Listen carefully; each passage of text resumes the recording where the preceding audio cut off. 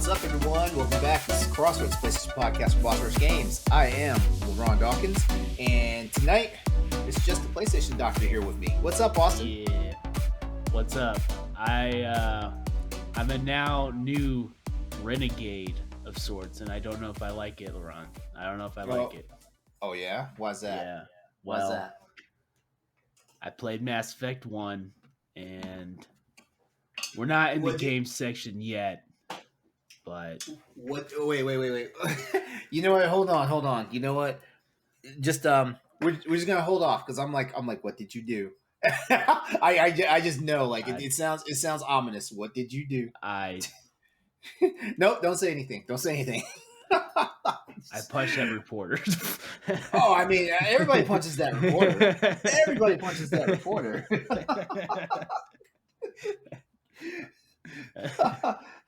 I'd knock the ever-loving taste out of her mouth. No one does a 100% Paragon run on Mass Effect. It's not possible. You gotta at least punch that reporter. Did you also punch that guy that was wigging out on Eden Prime? Did you also punch him? No, but I did something much worse, I feel. Oh, it's definitely gonna bite me. Okay. You know what? Okay, yeah. I want to know. I want to know when we get to the what are we playing section. Other than you being just a badass, what's up, man? How's the week been treating you? Oh, it's been pretty good. Football week was terrible for me. My Titans lost.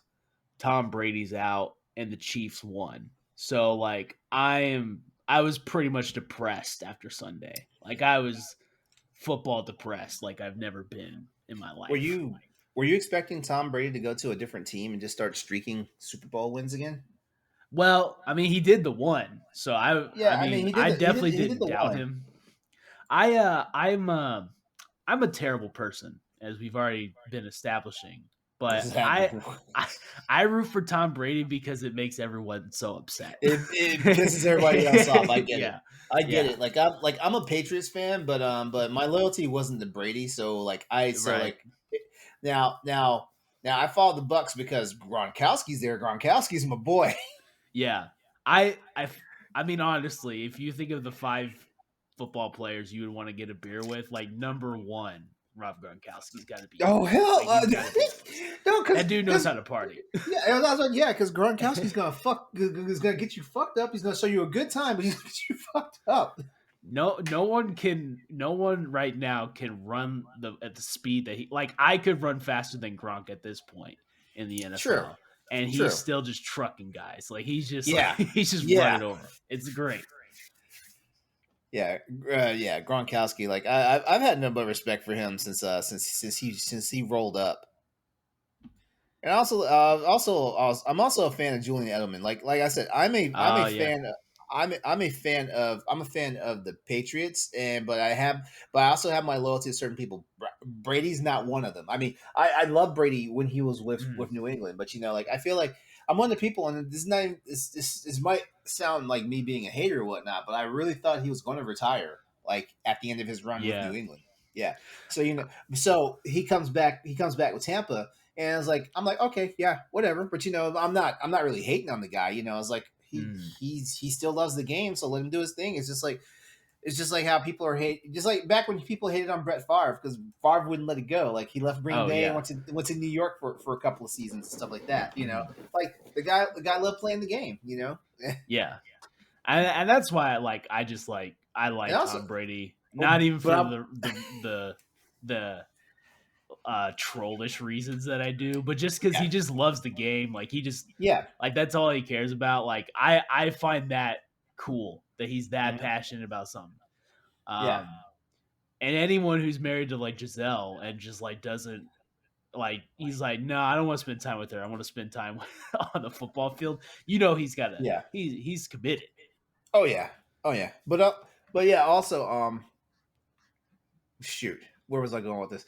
Yeah, I mean, Brady is still good at what he does. I was impressed, especially back, because sometimes when Brady's just got that gumption where he'll throw his own pass and then become your blocker. After he's thrown a pass, like most quarterbacks just stay in the pocket after it's collapsed and everything, after he's passed the throw and everything. But but no, like shoot, Brady's come off the backfield and blocked for people. And I was like, dude, you can't you can't you can't hate on that.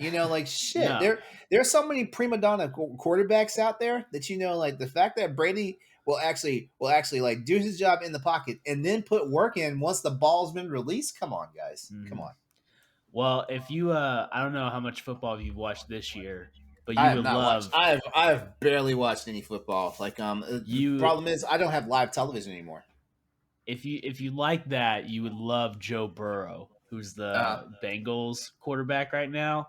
This huh. dude is like he would absolutely block anyone for anyone, and he's like maybe like Tom Brady in that sense, but also like he's like Michael Jordan in a way too. He's like smoking cigars after the Oh games and shit. stuff. Like Oh this, dude, shit. and he's younger than me, man, and he's like acting like Joe Namath and stuff. It's great. It's fantastic. Yeah. I mean, can't hate on that. Mm-mm. All right. Anything else? Anything else major happening? No, had COVID. It sucked. Still kind of sucks a little, but How bad were your symptoms? Can't just be like had COVID and then gloss over it. well, for like a day, I woke up one morning and I was like, I don't feel good, which I Mm-hmm. haven't been sick since I've been married. Because the joke is like my wife has been sick multiple times and I never get it from her. Like I'm Mm-hmm. always fine. So it's Mm-hmm. been 2 almost 3 years since I've been sick, and I was like, I'm running a fever. Like I can feel it. And that day felt pretty miserable. And then after Mm-hmm. that was pretty fine, except for like my whole body would ache. I like hit my elbow on the wall. I thought I was gonna die. Like I thought I was gonna, Ooh, I thought I broke it. Like damn. I was like, what? And it was just like a bump. But I was so achy that I felt like all this pain in my body. Anytime I sneezed, like I got like back spasms and all that stuff. Oh, Like damn. it was My rough. my God. But now I'm just kind of tired, even though that Uh-huh. was almost almost 2 weeks ago. I wasn't on the episode last week because I had no voice, so um, I felt okay, but I had no voice, so that was fun as well. But I played a lot of video games, so I made good use of the time. Hey, nothing wrong with that. Yeah. Nothing wrong with that. I'm still trying to get settled in. I'm trying to still get settled in with this move and stuff. Um, my Hmm. roommate's Vietnamese, so like we're like this week we're in this mad scramble trying to get the house together because Hmm. Lunar New Year's coming up, and and Ah. he's not superstitious, but his parents are superstitious, so he's superstitious by proxy, which means that Hmm. the house has to be in a certain condition, to bring in the new year because like all the fortune and good luck happens and all that stuff. Uh, so yeah, by default, and like I've been his roommate for a few years now, so like like it's one of those situations where I definitely try to respect like the family and the Right. culture and stuff like that. Like I mean, his family is great. Like I love his family and stuff like that. And they're good to me and stuff. So like I definitely try to I try to like be accommodating and stuff like that. It's not What a hmm? what all are the traditions? Like what I actually have no idea what they. the I know what it like. I've heard of it, but I don't know what it is. Okay, so with Lunar New Year, okay, so I don't know a lot. I don't know a lot of like basically Lunar New Year is like hmm, I don't want to say it's like I almost want to say it's like Thanksgiving and Christmas like smashed together. Like there's a little Okay. bit of gift giving and stuff like that. They do a money exchange. Basically give family members Hmm. and close friends and relatives money and stuff like that. Not exorbitant amounts of money and stuff like that, but like it's basically just to bring in the good fortune of the year and stuff like that. Hmm. Of course, there's like plenty of food and stuff like that. Like if you love like eating like Vietnamese and other like Asian like meals and stuff like that, Oh yeah. this is the weekend to do it. It's Year of the Tiger, um, Mm. and Is and it huh? is it the same as Chinese New Year? Like, does it have Y- like the same yeah, calendar? yeah, yeah. Okay. Yeah. Yes, Okay. yeah. They follow that. So Okay. I think instead of calling Chinese New Year, it's just Lunar New Year because like all like Right. Right. all Asian like cultures and stuff celebrate it at this time of year, and Right. and let me see, I I can't I believe it is this weekend. X Hmm. Yeah, it is. Wait, you know what? I don't. I'm not. I can't remember for sure, but it's coming. It's coming, and the house has to be straight. It has to be. The house has to be straight before next week. Hmm. Yeah. I don't know if this story is real, but like how each year got their name. Like I don't know Oh, if it's a fable. I don't know if I it's have no idea. the way no okay, and the reason why I know this story is because of this show on PBS called Sagwa. Uh-huh. The and it was like a cat. She used her tail to write. It's not calligraphy. It's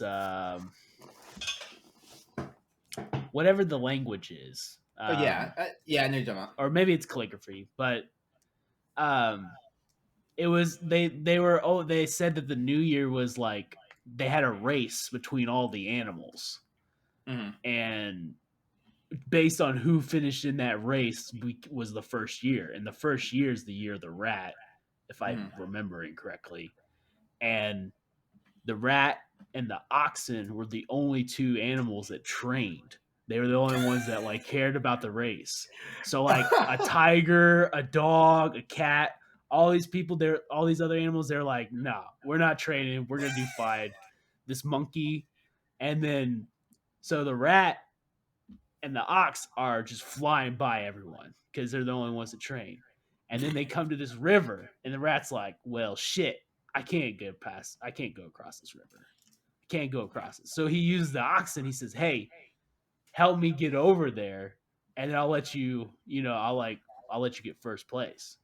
And Oxen's like, sure, why not? So he carries him over there. The rat takes off, takes Yeah, of first place course. anyway.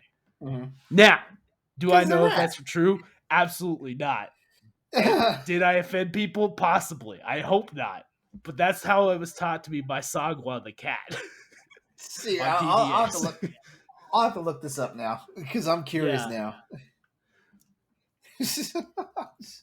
All right. I believe I'm the year the rat, if I remember correctly, was the year I was Oh, born.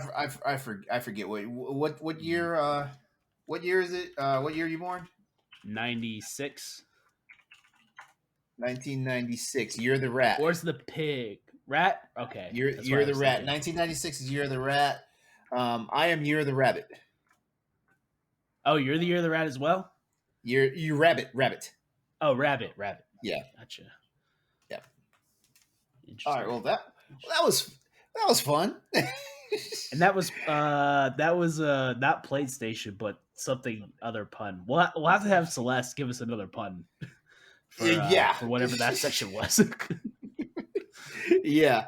But anyway, this is Crossroads, the PlayStation podcast for Boss Rush Games, where each and every week we come together bringing you the latest in news, rumors, games, and general discussion in the world of PlayStation. Crossroads airs live on twitch.tv/xs803 Thursday evenings at 8 p.m. Eastern Standard Time. If you can't check out the show, head over to Apple Podcasts, Spotify, or any of the other podcast locations to get the show. The recap of this show airs every Wednesday night at 7 p.m. Eastern Standard Time on my YouTube channel, youtube.com/Exodus803, as well as early Thursday mornings at youtube.com/Boss Rush Network. If you want to see previous episodes of the show, all 66 episodes of Crossroads can be found on our parent website, bossrush.net. If you like the Mm-hmm. show, please consider subscribing to the podcast and giving us a follow on Twitch. And also remember, we would love it if you would share, rate, and review us wherever you are checking out our show. All right, buddy.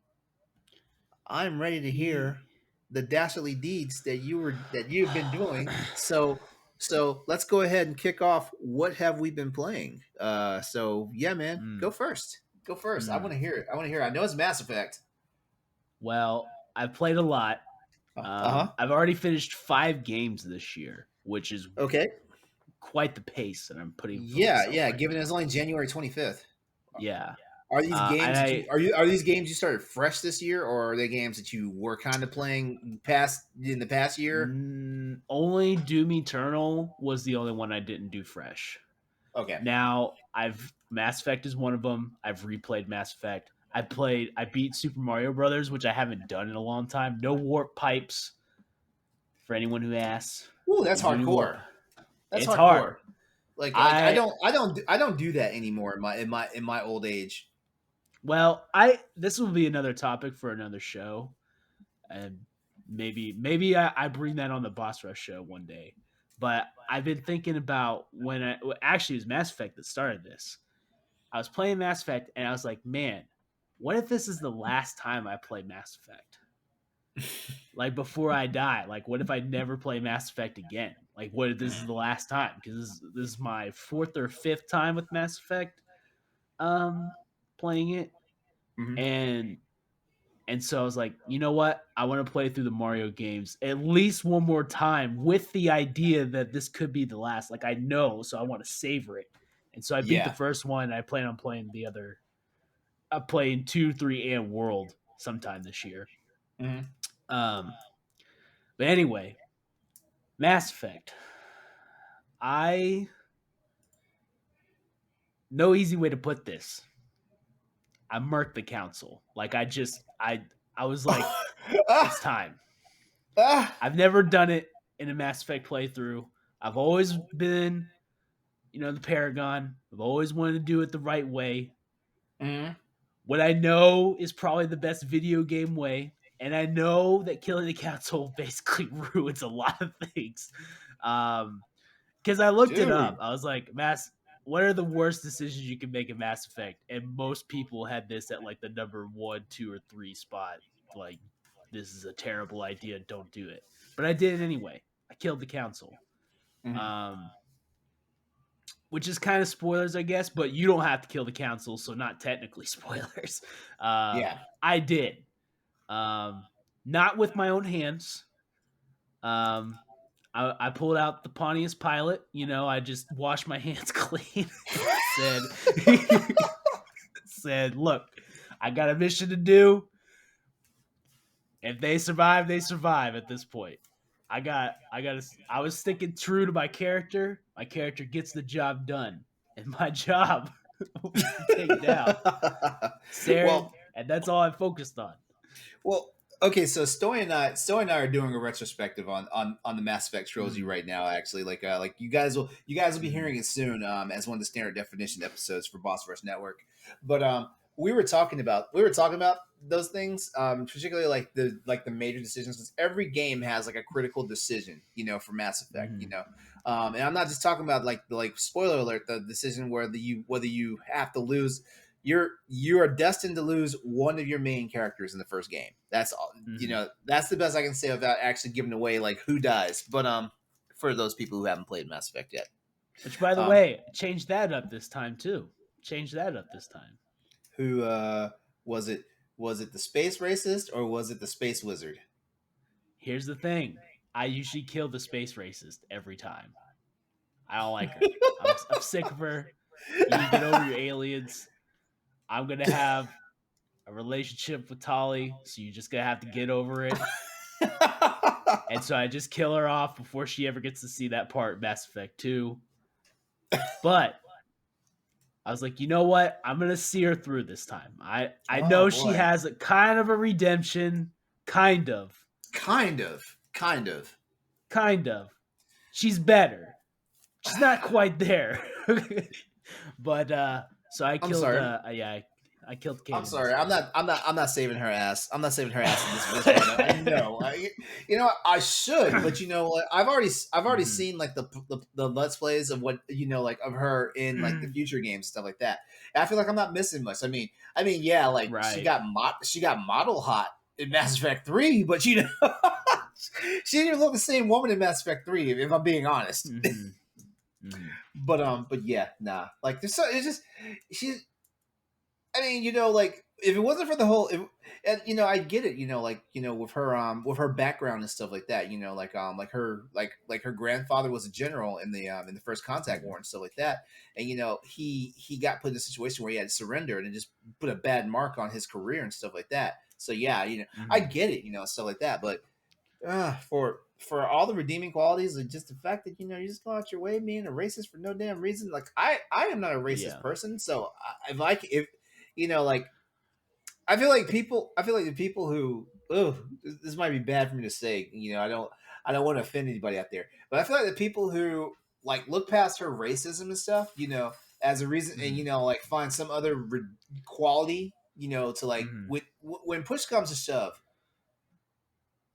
if you're overlooking someone's racism to say that they should live,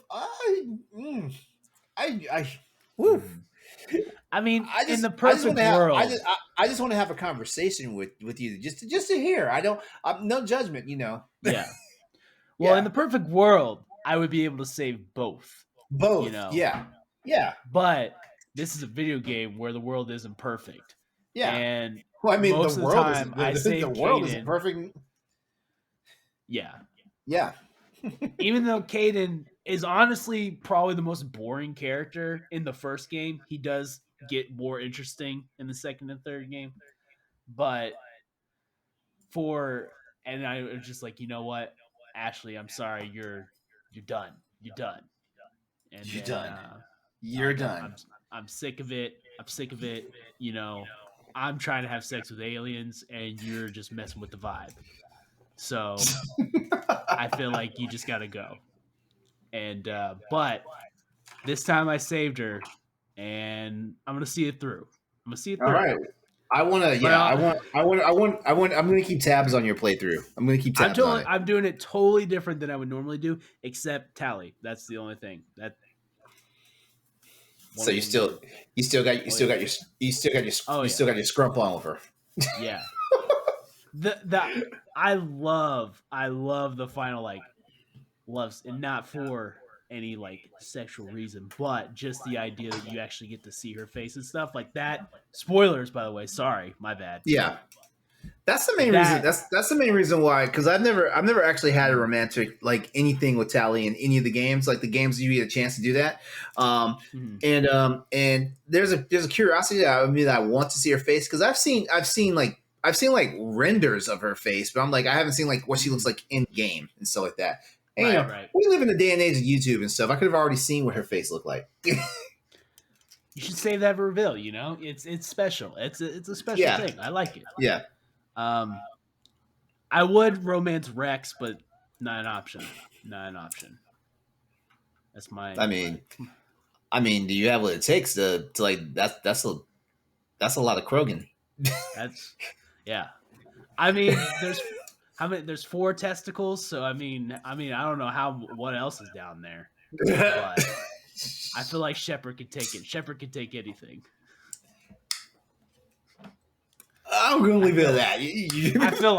I feel like you could. You been playing anything else, man? I actually, I'm not trying to bring a list like someone else that we know. Love you. But I want to shout out Xbox a little bit. Mm-hmm. I've been playing 2 games on Xbox.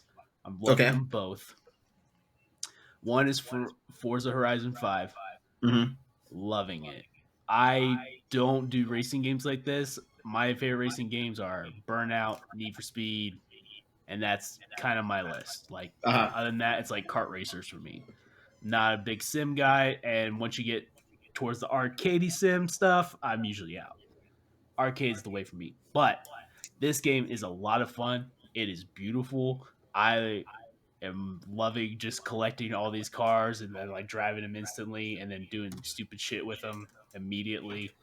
Took a McLaren and went up one giant ramp on the runway and just crashed the shit out of it and loved it. It was fun. And so I'm enjoying that. And then I played Nobody Saves the World, which is the new Drinkbox game. Yeah. Which I'm a little salty because you don't know who Drinkbox is.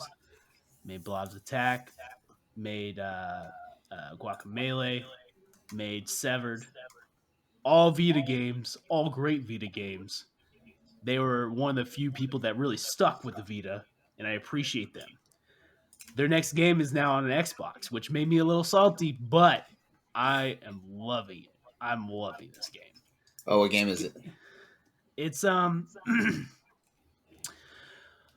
it's top down, and you play this kid thing. I don't even know if it's a kid really, but but you can take on different roles of different humans and animals and Mm-hmm. mythical creatures.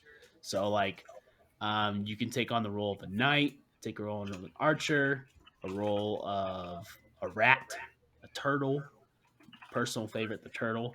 You can be an egg, and all of them have different powers and abilities. Wait. What's the name? What's the name of this game again? What's the name of it? Nobody saves the world. Nobody said. Yeah, okay. Yeah. It looks like a Cartoon Network kind of show, which I love. I love Cartoon Network and Adult Swim stuff, and it's really funny.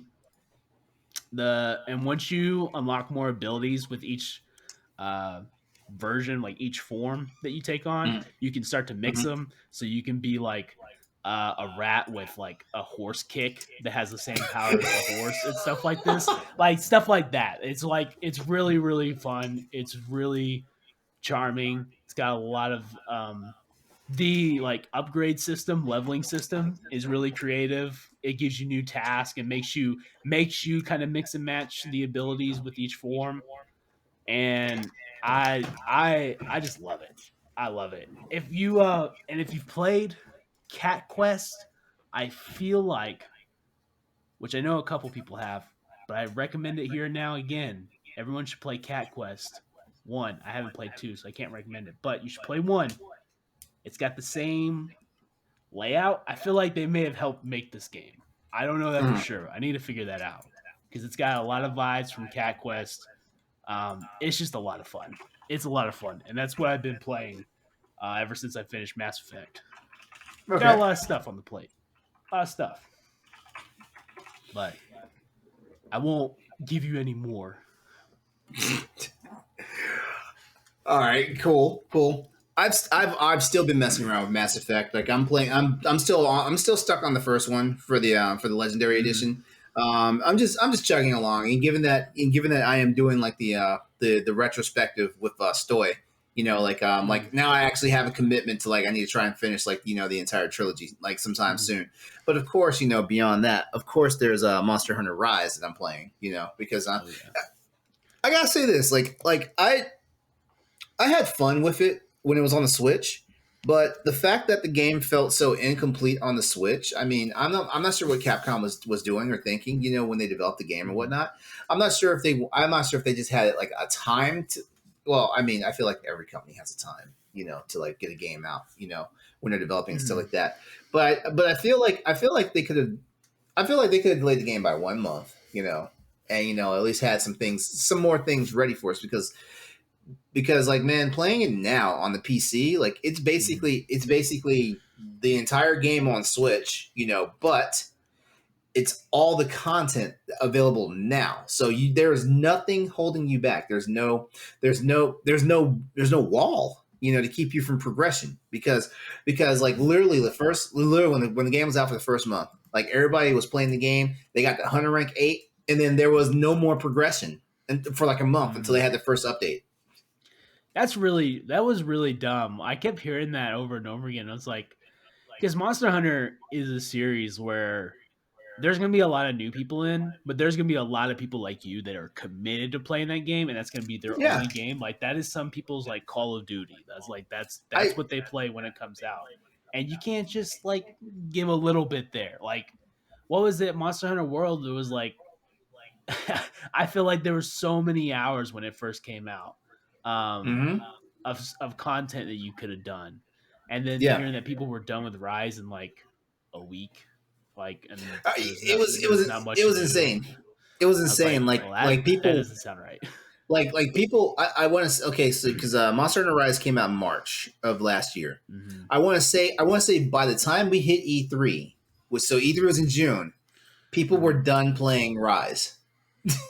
People are done playing Rise. It's crazy, and I'm one of those people. Like typically, I rack up hours on a Monster Hunter game. Like Right. I typically run it. I typically run that game like anywhere between 500 and 1,000 hours and stuff like that. When I was doing my character creation and stuff, I was like, I want to create basically the same exact character I had on the Switch. So I turned the Switch version on. I looked at my playtime. It was only 112 hours. Only 112 hours. Like a game that had been out for 10 months. I'd only done 110 hours. Well, let me rephrase that. A Monster Hunter game that had been out for 10 months with no new game in sight, and because the Sunbreak expansion comes out this summer. Right. No new game in sight. Like 110 hours on the PS4 version of World before it came out on PC. I had 740 something hours on the PS4 version of World, and I looked at my playtime on the PC version. Austin. Oh no. 496 hours. Oh yeah. 496 hours on the PC version. Because one of the things I challenged myself with doing, I didn't challenge myself this time with Rise, because like I was like, you know what, I just want to play the game this time and enjoy it. When the PS4 version, when the PC version of World came out, the first thing I set out to do was I was like, you know what, I'm gonna get the same 100 rank that my character is on the PS4 version, but I'm gonna do it as quickly as possible. I only spent 150 hours and surpassed my hunter rank. Now, that being said, like I surpassed my hunter rank, but yeah, I was lacking in a few things that my character on the PS4 version had. So then I had to go back and like, okay, I need to go find this shit and this shit and that shit and this shit. Yeah. Yeah. But yeah, so right now that's it. Like I told you earlier, like I finally got my TV hooked back up, like cause if everybody remembers when I pointed out last week, it was sitting on the floor back there. Yeah. I was looking like a broke ass college student having my damn 75-inch television on the floor.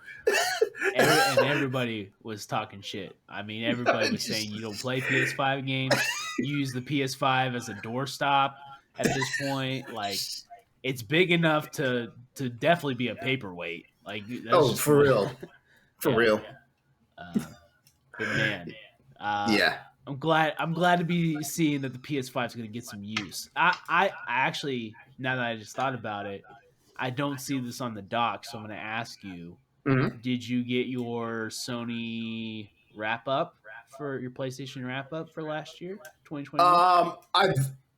I've seen the link. I haven't gone to do it yet. Is it still available? Yes. Let me find that link and I'll send it to you. All right. Is that Ellie going to town on a chew toy? Yeah, and I left my door open. If you give me a minute, I'll shut the door. It's cool. It's cool. I was just like, what? What is that? I was like, Austin got a kid over there? No, it's the dog. It's definitely the dog. No kids. All right. Well, that's everything. That's everything we've been playing. For this installment of what have we been playing? Oh, you've been watching anything? Like I know you were laid up with COVID for a little while. Did you watch anything? You check anything out?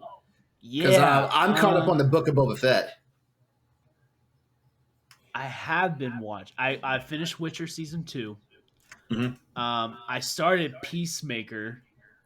I need to start that, but I need to watch the Suicide Squad, the recent Suicide Squad movie. Oh, yeah, you do that because I heard I would be absolutely lost if I don't watch the new Suicide Squad movie.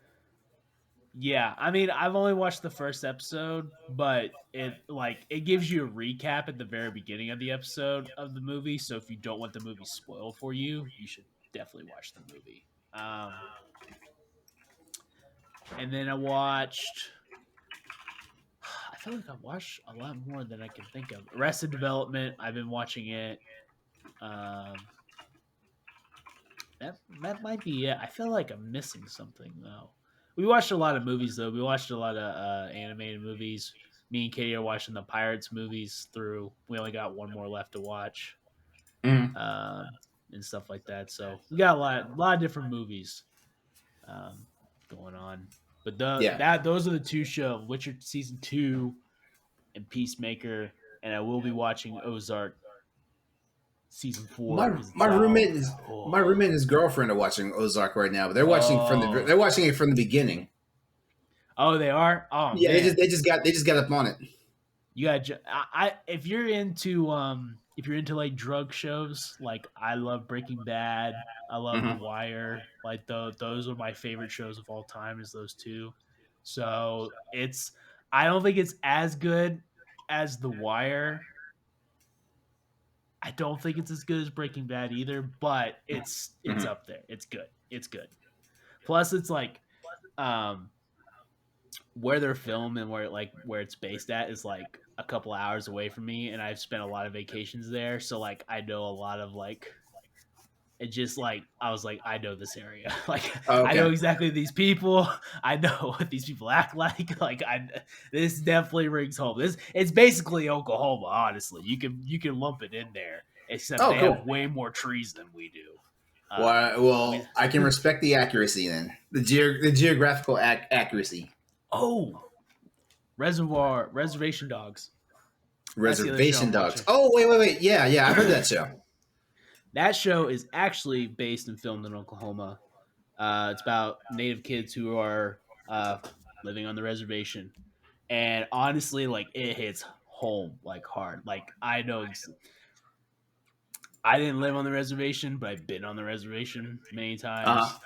I'm a native. I have a native card and all that, but um, it's like all the stuff like there's like Sonic cups in there, which is a huge thing here in Oklahoma because that's where Sonic started was in Oklahoma City, and like Quick Trip cups. Like people are huh. wearing Oklahoma Sooners and uh everything was like I like yeah. And the guy who is directing it is from Oklahoma as well. So like and wrote it and all that. So it's like it's all Oklahoma. It's a great show that I've watched so far. All So right, cool. All right, well, all right. Now we can go ahead and wrap up the segment. I promise that's the end of my list. Well, I mean, I've been you gone were for down. so long. Yeah, Yeah. you were down with COVID for a hot minute, so yeah, like Yeah. you had a chance to catch up. Yeah. All right. Well, we're gonna go ahead and get started with the. Well, actually, no news just yet because we got to talk about the new and novel games that are coming out this week. Oh So yes. let's go ahead and roll on with that. So here we go. Here are the new and notable games for the week of the 24th of January through the 30th of January. Let's get cracking. How about that? Okay, so we're finally starting to turn the corner, I guess you say, with the release calendar because it's slowly starting to build up. And this week's arrival of a first party PlayStation game that gamers have been wanting for PS5 is basically capping the week for us here. So first up, okay, so already released on PS5 for this week is Jack and Hat, as well as the Sheep P, which is also on PS4. And believe me, I'm looking that one up because I want to know. I gotta know what a sheep pea is. Out today on PS4 is Cannibal Cuisine, and the Artful Escape is also out on PS5 and PS4, which is that one. It got many nominations for awards and stuff, but I don't think it really took Yes. home anything. I don't think so because Yeah, I know. it never did, but I did remember seeing it on Games Pass, and that was getting quite a bit of love, but not as Yeah. much as some of the other nominees were. Yep. Coming up on the 27th of January, we have we have Circuit Superstars on PS4, and then we have two PSVR entries called Wanderer as well as Zenith: The Last City. Hmm. Hmm. But you know what? What we're going to talk about though is that hot first party title. That's right. That's it's not a new title, but it's a hot first party title. Well, technically it's a new title, it's a new listing, but you know.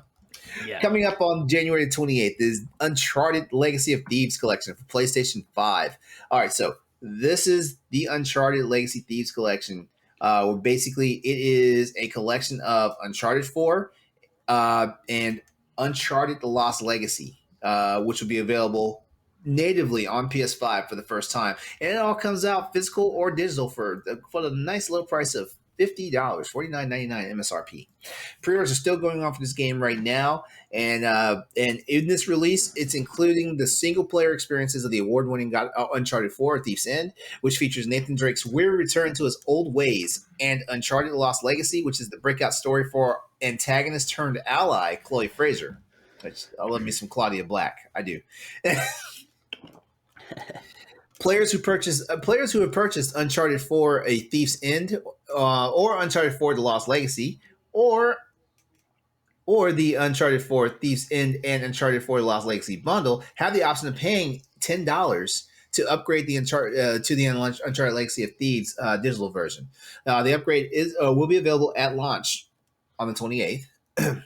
And for this new collection on PS5, it boasts fidelity modes for people who want their 4K resolutions, running at 30 frames per second, of course.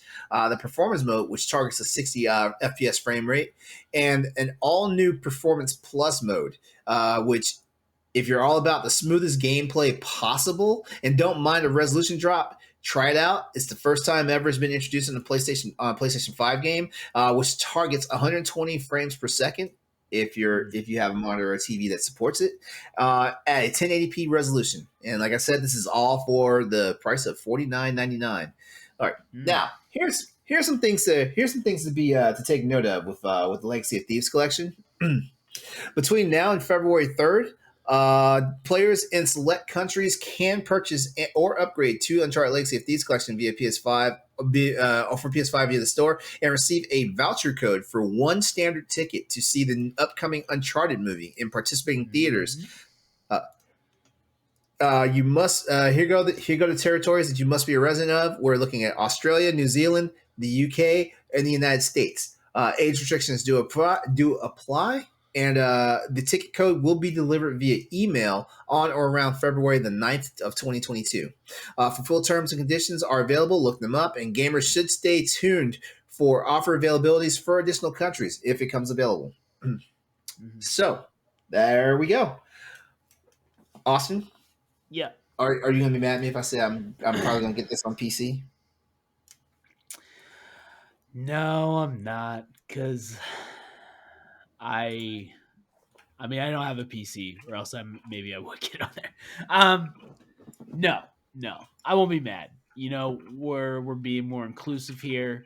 You know, we should let PC players, no matter how good they think they are with their setting 5-inch monitors and their GPU whatever and their gigahertz or whatever they got in there. I don't know. This is all jargon to me, but you know, I'm welcome for anyone playing.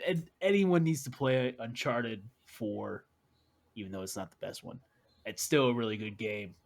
And I can agree with you. Uncharted 4 is not the best one, but if Uncharted 4 is ending the Nathan Drake saga, then I think it went out on a good note. For if you played Uncharted 1 through 3, definitely play this if you haven't. And honestly, it's one of my favorite ending, like what do you call that, epilogue? It's favorite epilogue of any game ever, almost, because it's just like so many feels and so many possibilities for future stuff that I was just like, I can't wait. But I'm looking forward to this. Me and Ed are supposed to do a podcast episode about this game, and I didn't realize it was coming out. Hold on. Yeah. You and Ed? Okay, well, whatever. Well, let me say this. It's in the Discord. It was like an open thing, because what the plan was, and this is how much I pay attention. I was gonna play through God of War again, and I was gonna play through Uncharted 4 and Lost Legacy, and time for when these games come out. Well, in case you haven't noticed, God of War is already out, and this comes out in 3 days, and I am nowhere close to beating any of those games. So now I'm just gonna wait for this game to come out. But we talked about it in the Discord. It was open for anyone. You may have not seen it. I probably missed it. Like I have so much going on. Yeah, it's you're insane. you're definitely welcome to come on. But yeah, I was like, yeah, we should play them, and then we'll have the episode out when the game comes out, so it's fresh on everybody's mind. And I thought, why on earth would I play the PS4 version of these games when the PS5 version is coming out? Why would I do that to Right, myself? right. So now I'm waiting for this. In fact, I might just go buy this at Walmart the day of, because I'm And thinking get they that. might have it for And get that 20 bucks. extra $10 Yeah. off. So that's what I'm thinking. And then I want to go to the movie.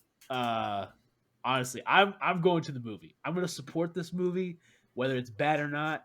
And so getting that free ticket might as well. I'm going to support the movie too. Yeah. It's more like a begrudging thing. And it can't be much worse than it can't be much worse than Resident Evil Welcome to Raccoon City. But they I tried. mean, I went and saw Ratchet and Clank in theater day one. I did not see Ratchet and Clank in theater. I was there, and I went and saw it, and I supported it, and I laughed one time. I was like, why? Why is this movie not as funny as the game? Like, That's the game. Couldn't they just It's hire like the same writers? Like, I don't understand what happened. Like, did you? yeah. Yeah. It was like they couldn't match But the magic or something. yeah, it looked good, but I was like, it actually looks better in the game. Like, the game looks better. The game's writing is better. You could have honestly just took the cutscenes and put it all together in a 30-minute clip and put it on Netflix, and that would have been way better. But yeah. Anyway, I'm on another tangent again. So. All right, so basically the question we always ask every week is which of this week's releases has you most excited? Did you look up that one game, Jack and Hat? No, I looked up Or was it the Sheep P? There we go. I think the P stands for platinum. And I think they know that because I think it's an easy platinum. Okay. When you Google the Sheep P, the first thing comes up is the trophy guide. And let me read you the clicking adventure you and your friends need. Collect wool with the main hero of the game, the Sheep P. Collect all wool in the world. That's the game description. It's a foreign game? It is $1.49. Mm-hmm. And yeah, this is another lady with a leotard, lady in a leotard with a gun. With a gun. This is another one of those. It is PS5. It's on PS5, so it's got 120 hertz. All all the goods there for the Sheep P, so you can collect that platinum in all its glory. But I'm gonna check out. I'm gonna get Uncharted, but I also plan on getting. I think it's actually free. The Circuit Superstars. I'm pretty sure it's a free game if I remember correctly. That's the one it's been over in Japan. That's coming over here if I remember. It was at the PlayStation Showcase, the last PlayStation Showcase. Okay. Maybe I'm thinking of a wrong game. Let me look it up. Oh no, I'm thinking of the wrong game. This is a different game. Okay. But it's a Square Enix game, weirdly enough. Yeah, I was just looking at it. Yeah, Square Enix. It's like a go-kart racing game. Oh, it looks like yeah, this looks pretty tight. RC car racing type deal? RC car. Yeah. Circuit Superstars, let me see. It's a top-down physics-driven racing game for consoles and PCs. It combines arcade-style racing with more realistic tactile driving physics. Huh. Okay. I actually might look at this, but now I'm trying to think of what that racing game was. You know what I'm talking about? It was in Japan. It's been over there for years, and it was at the last Sony show or the one before that, and I cannot remember what it was called. I don't know either. I really wish I could remember. I don't remember. It's probably not important. All right. The Circuit Superstars already looks better. Yeah. Oh, I'm pretty. Oh, okay. Yeah. For me, it's a no-brainer. It's the Uncharted Legacy, Uncharted Legacy Edition. That's another Uncharted game. The Uncharted Legacy of Thieves collection. that's my gift for the week. But more than likely, I probably will check out some of these others. If you hadn't told me to look up Circuit Superstars, I wouldn't even thought about it. But now it's got my attention. And Cannibal Cuisine actually looks kind of like I don't know what's going on here, but there's a lot of murder going on. Oh, yeah. It looks like a party game almost, where like you and other players can cook each other and eat each other. Sounds like a great time. Yeah. You know what? We're going to go ahead and wrap this topic up right there. Talk about Renegade. That's the Renegade game. If you want to be a Paragon, you play the Sheep P. If you want to be a Renegade, go get a Cannibal Cuisine. Yeah, Cannibal Cuisine. Yeah. Race Bartmoss in the chat is like, that's like Among Us on steroids in a very dark way.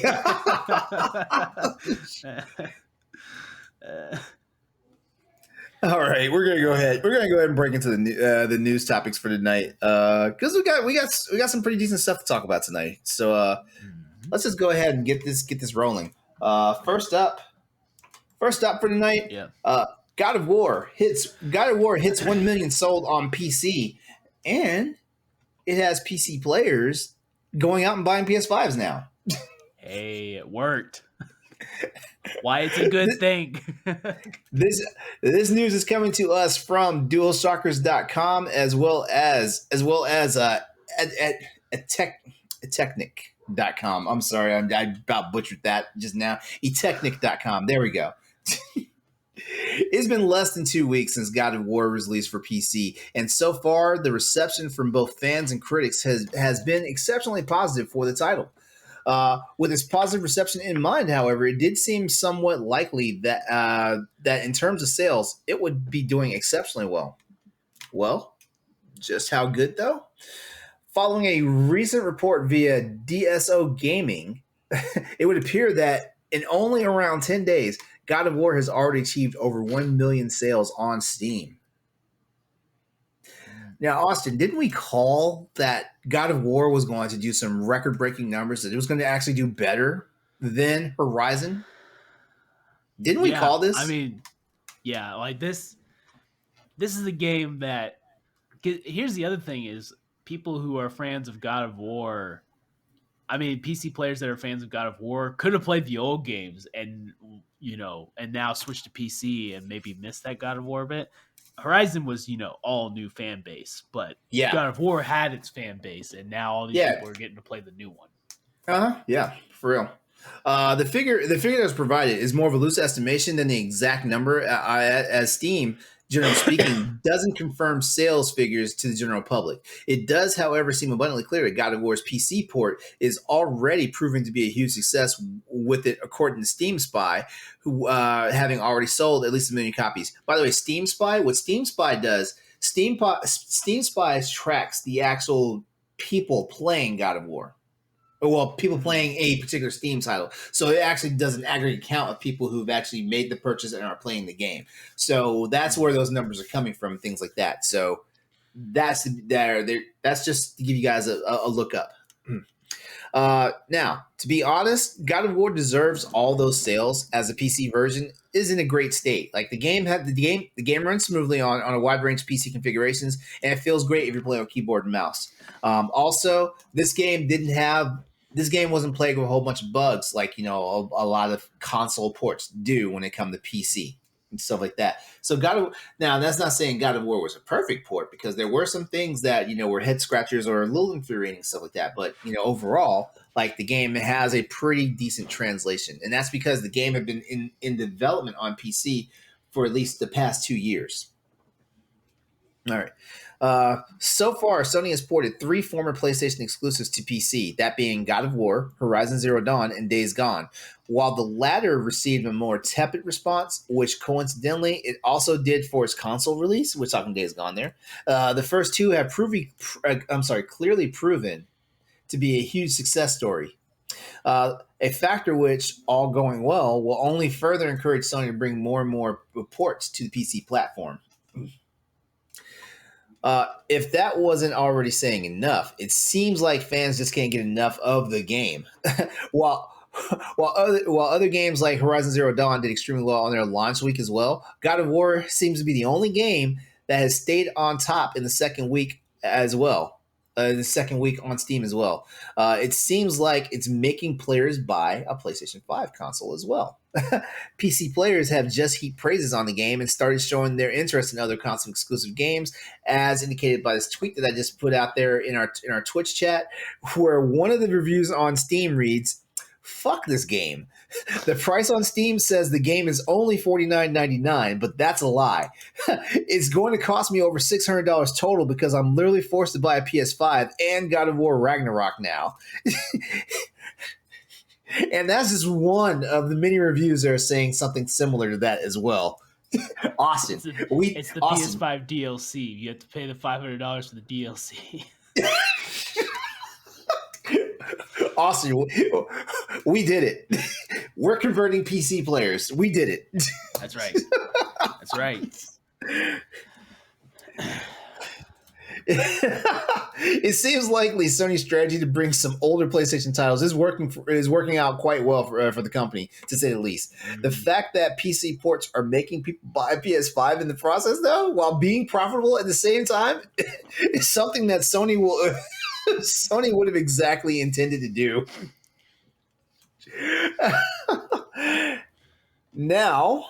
Now we need to drop into reality just for a moment. Now, fans want a Bloodborne PC port, which is something that has been amidst rumors for a long time now. It makes sense for Sony to release it closer to the launch of a sequel if it's actually in development. Whether the rumors turn out to be true remains to be seen. But first of all, do we even think a Bloodborne sequel's coming? I've wondered about this same thing, and the only thing is like who's gonna do it? From Software seems to be they've got Dark Souls, which I'm sure they'll do another one. They've got Elden Ring to deal with right now. Exactly. So to me, it's like, yeah, we could have someone else do it, but the team that would have done it would have been nice would be Team Ninja, the people who made Neo. And they're on Xbox. Unfortunately, they're Xbox people now. So at that point, do you get Bluepoint to make that game? They made Demon Souls, but can they make an original game like that? That's up in the air thing for Bloodborne. That's why I think it's such a no brainer that we need that PS5 PC upgrade for Bloodborne, and people will go absolutely crazy. We're gonna see more of this. Ghost is coming. Last of Us 1 and 2 is coming. Ghost of Tsushima is going to be on PC. I can tell you that right now. Ghost of Tsushima is going to be on PC. I'm pretty sure The Last of Us. I'm pretty sure once they figured out no more sales are coming on PS4 side for The Last of Us, the first one, they're going to drop it on PC. Yeah. At this point, who's buying Last of Us? I don't know. I feel like it's still in the sales charts though. Like as far it's not in like the top 10 or the top 5, but I'm pretty sure it's in the top 20 or top 50. Like people are still buying that game because people are still talking about it. I'm trying to remember if it's on the PlayStation Plus collection or not. It is. It is. Okay. Yeah. So, but 2. Yeah. So if you have 2 is 2. 2 is not on anything available for free just yet. Mm-hmm. Here's a question: will PC players ultimately tip the balance and make God of War Ragnarok a bona fide game of the year when it releases? Given that they're going out buying PlayStation 5s right now. I don't think it'll tip the balance just because I feel like God of War Ragnarok's already going to be a lead favorite. I feel like unless they utterly just mess this game up story-wise, this game's going to be in the talks for Game of the Year. and I'm talking about a game that has not come out yet. I understand that, but the expectations are there, and they're most likely going to get met. It'd be very often weird for Cory Balrog to like miss this, or for Santa Monica to miss this, because they know everyone's watching them. God of Yeah. War was such a huge game for PlayStation 4 that they have to knock it out of the park with the sequel. Oh, that's true.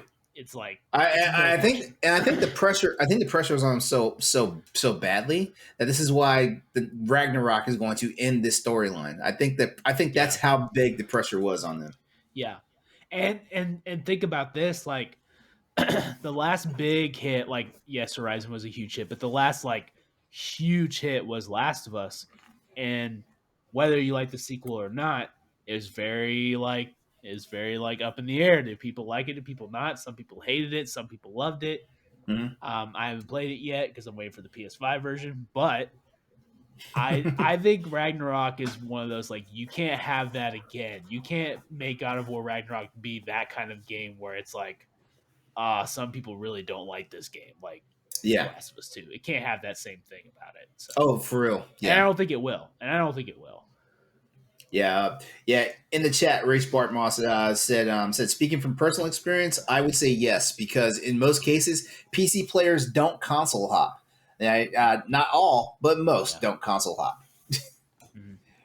I'm also going to say yes. I mean, like, all joking aside and stuff. Yeah, people are buying PS5s because the PS4. Yeah, I mean, I'm sorry, because the God of War game for PS4 is just that phenomenal.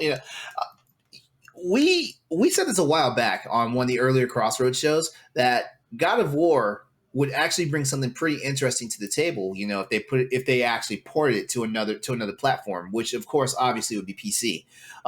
We said that like, this will be the experience, because like a lot of people, like, like most PC gamers kind of know what's up, as far as gaming goes. So they typically don't go to the console side unless they're a gamer like me that knows, like, hey, this is usually the only place I can get this experience. So like, if I want to experience it, I got to get it, stuff like that, Mm-hmm. I've always been a person that's had a console as well as a PC. So, I've always been that person, yeah, like, it seems like now, thanks to all the jokes from all the Boss Rush people, it seems like I'm more a PC gamer than I am a PlayStation gamer. But like, maybe it's flipped a little bit. But like, I'm kind of loving like the day and age we're in now.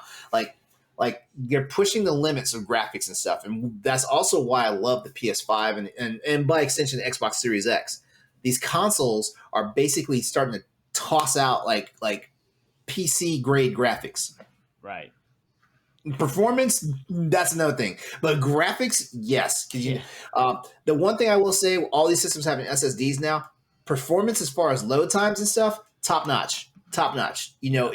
It kills that bottleneck that a lot of PC gamers have, because the first thing PC gamers talk about, like, they don't really care about benchmarks so much. Yeah, they care about frame rates and stuff like that, but the one thing most PC gamers cannot stand is load times.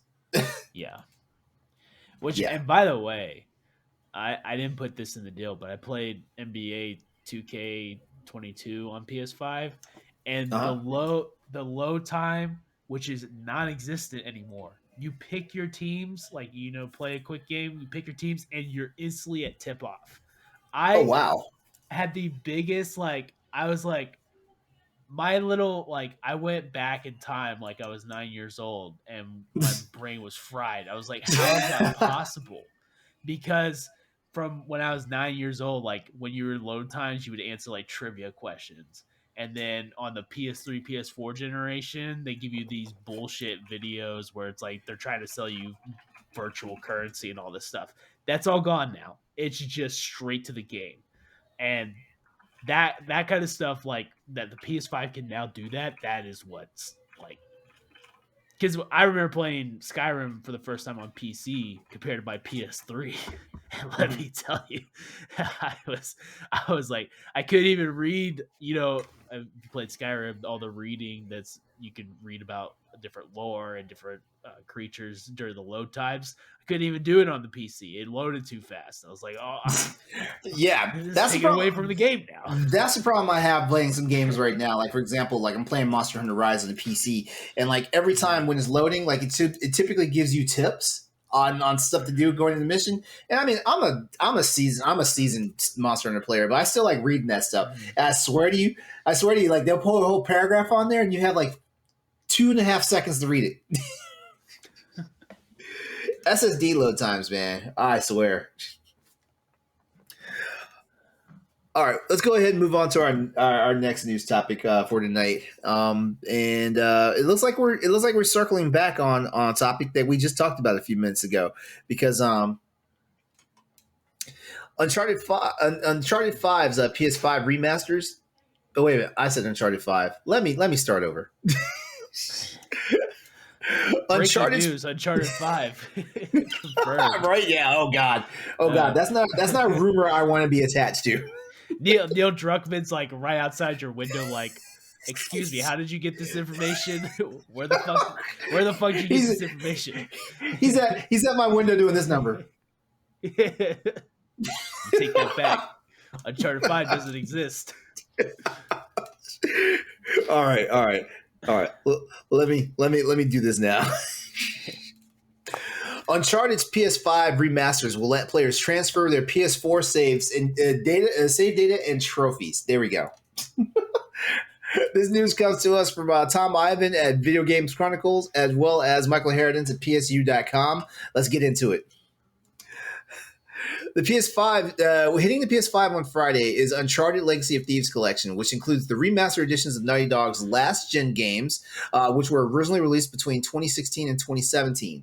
In an FAQ, Sony explained how players can transfer save data and trophies to the PS5 using PlayStation Plus cloud storage. Owners of PS4 disc copies will need to insert the original game into the PS5 each time they want to download or play the PS5 digital version. PS4 disc owners who have the PS5 digital edition console won't be able to get the PS5 version for the discounted price. That's weird. It feels like we missed something there. Yeah, that discounted price, that's basically the $10 upgrade, basically. Oh, so yeah. So I'm not sure why it was written that way. So apologies if I just confused everybody. If you have a disc version, a digital version, PS5, you won't be able to take advantage of this because there's no way for them to read your data to make you eligible for the $10 upgrade. So sorry about that. The offer also is not open to PlayStation Plus members who claimed the Uncharted 4 A Thief's End via the PS Plus. So yeah, if you had PS Plus subscription and you got the free version of the game, just like actually they backpedaled on what was the game recently? Oh, Final Fantasy 7. Square Enix relaxed on that one actually because Final Fantasy 7 remake came out. Then it was a free game on PS4. On PlayStation Plus, and they were like when the PS5 version, which is integrated, came out, you're not eligible for the updates. Well, they just recently backed up on that, and they had a nice little sale on the DLC. Yeah, that was like a 4 or 5 month. I think it was 4 or 5 month window. Yeah, it was. I want to say it was 5 months. So, if you don't want to spend an extra $10, you could wait 5 months. But I imagine if you're playing this, you want to play it now in all of its PS5 glory. Yeah. Among all the other features we talked about earlier in the new and notable games segment about Uncharted, the Legacy of Thieves collection, the DualSense controller adds haptic feedback and adaptive triggers to add another layer of immersion into the proceedings. I'm sorry, that right there. I'm probably getting the console version now. Oh because Steam, because the PS5 on Steam, it's kind of there, but it's not there just yet. So there we go. Hey, that PS5 is gonna get worked now. It's gonna get put to work now. The Uncharted Legacy of Thieves collection is scheduled for release on January 28th, 2022, and features remastered versions of Uncharted 4 Thief's End and Uncharted Lost Legacy, as I already said earlier. Both games benefit from a PS5 visual makeover and also allow you to choose between with that new Performance Plus option that opens the gates to 120 FPS. By the way, 120 FPS is only going to work on your monitors that support 120 or variable refresh rate, as they like to call it, as well as newer TVs, like newer TVs are also supporting it. Like a couple of latest models of Sony televisions are getting a firmware update that will open up variable refresh rates. So just get ready for it. Just get ready for it. That's gonna be great for the multiplayer too. I'm hoping that PC kind of makes the multiplayer maps full again, because Uncharted 4 multiplayer really fun actually. Yeah, it's actually a fun multiplayer. Yeah, it was. All right, so I'm pretty sure, Austin, you're picking this up for PS5. You are 100%. 100%. Yep. Yep. Which of the two games are you going to dive into first? I think so. I played 4. I've never played Lost Legacy. That's one that I'm like way behind, and I love Chloe Nadine. And I just for some reason I just never got around to it. So I think I'm gonna play 4 again though, just because I feel like. You've played Lost Legacy? Does it have anything to do with 4? Is it connected in any way, or is it a? It's a loose connection. It's more of an offshoot, but it's a loose connection. It does pull. It's been a while since I played it, so I know there's some brief history about it and stuff like that. But I can't remember if it's in reverse. If Drake knows about Nadine because of her interaction with Chloe, I can't remember for sure or what. Yeah, crap. That's what I was wondering. I was like, is it after 4? Because Nadine's kind of portrayed as a bad character in first. 4. In 4. Yeah. So I didn't know how that connected, but I love Chloe. I love Chloe so much in Uncharted 2. It's like, yeah. Oh yeah. Yeah. All right, we're gonna go ahead and move on to our final news topic of the evening. Actually, we're trucking along pretty well, aren't we? Oh yeah. All right, our final news topic for tonight. IGN's hands-on preview of Horizon Forbidden West. Did you catch it? It happened today on YouTube. My eyes are closed. I will not watch. I'm not watching anything until I have it in my hands on February 18th. You know what? That's good. I saw some screenshots, but I didn't want to see any more. I can give you one spoiler that does not give away anything about the game. I can give you one spoiler. That's Angela Bassett's in it. Whoa. Angela Bassett's in it. Now that, you know what? My wife might actually like it. We were talking about her the other day because she's great. She's absolutely fantastic. She's phenomenal. Yeah. We were trying to think. We got in the conversation of what actresses have resting bitch face. And I was like, does Angela Bassett have that? And she doesn't have it. She's just like scared. She doesn't so much have resting bitch face as in she has resting bitch please face. Yeah, she's got that look. She's got that look like don't exactly. She's got that look like don't fuck with me. Yeah.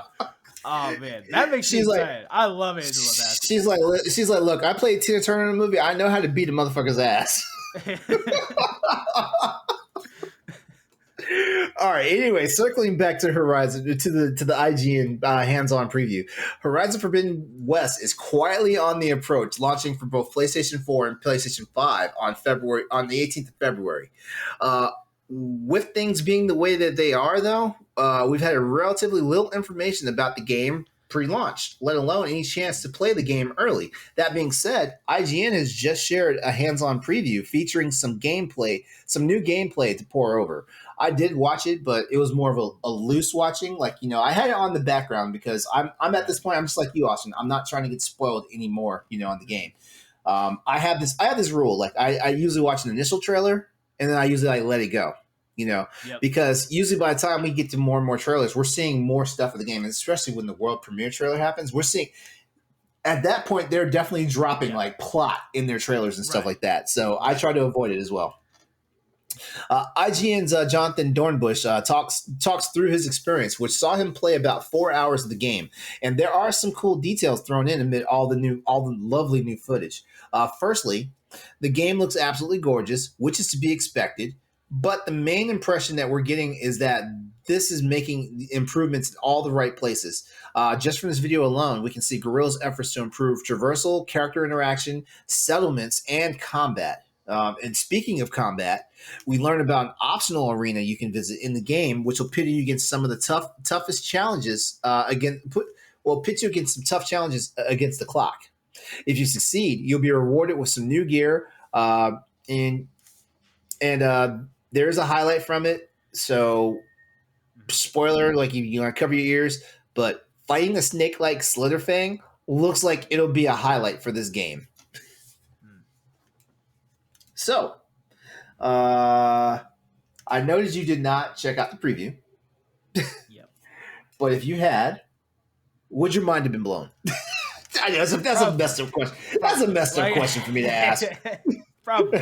I just like, for me, like once I see that initial trailer, I don't want to watch the gameplay because every time in the gameplay, like those first clips, they show you like the moment where you like walk over the horizon and you're seeing the world open. Where like I don't want to see that in the trailer. I want to see that when I want to see the beauty and the splendor in the game. Yeah. So I want to have that initial shock when I have the controller in my hands and to get into it. So, I saw the initial trailer. I saw the underwater stuff. I've seen everything I need to know. Like, honestly. Oh, yeah. Like, what I saw, what we both saw during the state of play for Horizon, like, I feel like that is enough to keep me satisfied, I really feel that. Yeah. Honestly, like with God of War Ragnarok, that teaser trailer, that's all I need to see. It's just that. I feel like I don't even need to see anything else. No, that wasn't enough for me. I'm sorry. I'm sorry. Yep. I would say like for our listeners and viewers out there, like if you had not had a chance to see it, like it's over youtube.com. If you don't mind, like it's minor spoilers in all honesty. Like they tell you some things. Actually, they did a good job of it being spoiler free. Like it showed a lot of stuff about combat, it showed a lot of stuff about environments and stuff like that. And of course, like as I said, Angela Bassett's in it. Is there anyone else in it that got announced, or was she like the main drop? Like she was the main drop, and it was almost a sneaky drop. Now, you're mentioning this. I'm wondering, is she how is she related? Like, I'm already starting to think about all the ways that she could be. I know who her character is. I just want to tell you that Angela Bassett's in it. Like, you can figure the rest out on your own, or you can be surprised when you hear her voice. Does her character look like her, or is it just like her voice? Like, is it motion capped, like where it looks a lot like her, or? You know what? I'd have to look at it again. Okay. I want to say it was a loose resemblance, but not like a super hardcore resemblance. If that makes sense. Okay, because I'm like, if she looks like her, I'm like, could she be a sister to Silence? Could that be like a rival there? Look where you're going. Look where you're going. I'm already starting to think. The juices are flowing. Jeez. Yeah. This is why I don't watch the trailers, because I like to have all these thoughts. I'm like, ooh, okay, what could that be? I get in the same trouble watching trailers too. Which is why, like I said, I usually watch the premiere trailer, and that's about it.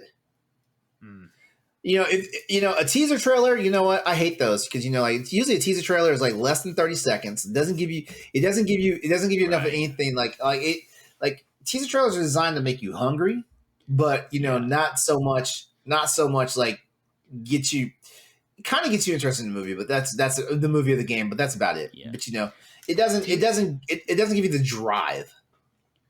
Teasers work for me if I know what the game is. Like Horizons and God of War, like the teasers give me enough because I played those games. And I know I'm getting more of it.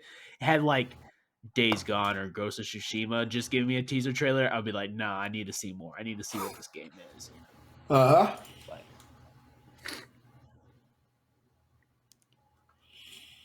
right. Well, that's all of our news topics for tonight. So, hey, it's time for the big topic. All right. So tonight's big topic is actually a follow-up from last week's discussion that we had with Corey and Stoy from the Arsenal X podcast show. If you guys missed it, definitely go back and check it out. Like, it was definitely an interesting conversation. Arsenal X kind of tried to do a takeover of Crossroads, but we held fast. But tonight's big topic, we are talking about whether or not Microsoft will play nice with Sony following the Activision Blizzard buyout. There's a lot to talk about here, to be honest with you. And we're just going to go ahead and start off with the state of affairs. Speculation has been rife since the announcement of the $70 billion deal earlier this past week around how Microsoft will treat multi-platform releases going forward. However, in a Twitter post published on Thursday, Phil Spencer claimed that Microsoft values our relationship with Sony, and said that it was our desire to keep Call of Duty on PlayStation. This is in a direct tweet from his account. Also, it says, had good calls this week with leaders at Sony. I confirmed our intent to honor all existing agreements upon acquisition of Activision Blizzard and our desire to keep Call of Duty on PlayStation. Sony is an important part of our industry, and we value our relationship. All right, it's not clear if Microsoft's plans will cover all Call of Duty releases or just the free-to-play title Warzone. Activision Blizzard itself has already said that it has no intention of removing existing games from other platforms once it has been acquired. Now, they speak a good game, but at the end of the day, when it's all said and done, they're no longer going to speak for themselves, technically. Yeah. Because they'll now have a parent company to deal with. However, there is already some precedence for Microsoft continuing to release its games on rival platforms beyond an acquisition.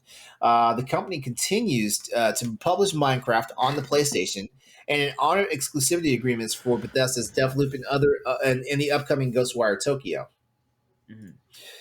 Elder Scrolls Online is also continuing to be supported on PlayStation platforms as well. However, Microsoft has since confirmed Bethesda's big future games such as Starfield, Redfall, and the Elder Scrolls 6 will all be exclusive to Xbox and PC.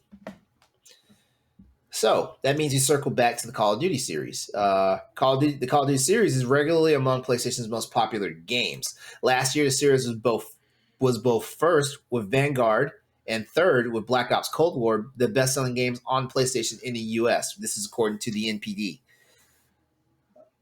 I have a few key points, which I like to bring up, every time that we have these big discussions. First key point is that Sony did respond to Microsoft's proposed acquisition of Activision Blizzard. This past week, Sony said that it expects games to remain multi-platform due to contractual agreements. Activision has had a long-standing content exclusivity agreement with PlayStation for the Call of Duty series, and it's this Sony. Tongue-tied here. Sorry. Sony could be referring to the latest statement, basically about the whole Call of Duty thing. Such agreements like this likely cover multiple years.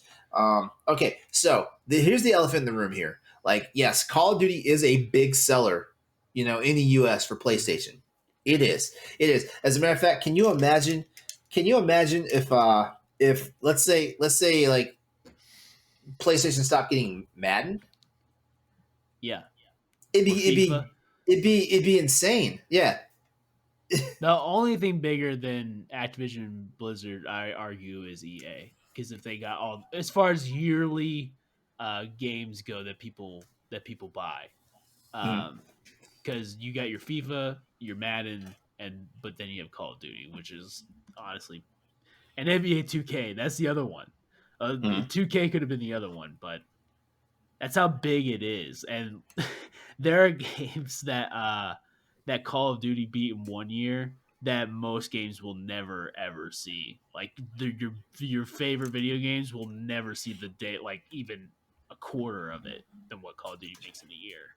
True. And that's how big it is. It's huge. Yeah, Call of Duty, as far as Activision proper is concerned, Call of Duty is their big one. As far as like the Blizzard side of it, I want to say if you look at esports, it's got to be Overwatch. Yeah, I mean, I don't know how big Warcraft is now. I know Diablo's huge, but yeah, I mean, and Overwatch is kind of.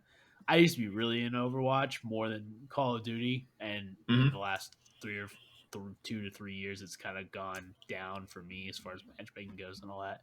Yeah. But Overwatch 2 could be one of those like, is it coming to PlayStation or not? And I have thoughts on that, but if you want to keep going on your points though. Okay. Next key point. Hang on, I got lost there. Hold on. All right. Next key point here is Activision says it's not planning to remove existing PlayStation games from following the Xbox acquisition, which I mentioned earlier. This came out in an employee FAQ filed with the U.S. Securities and Exchange Commission. Activision outlined how the transaction will impact existing partner agreements, such as those with PlayStation maker, as PlayStation parent company Sony, as well as Google and Apple. In the statement, they said, "We will honor all existing commitments post close.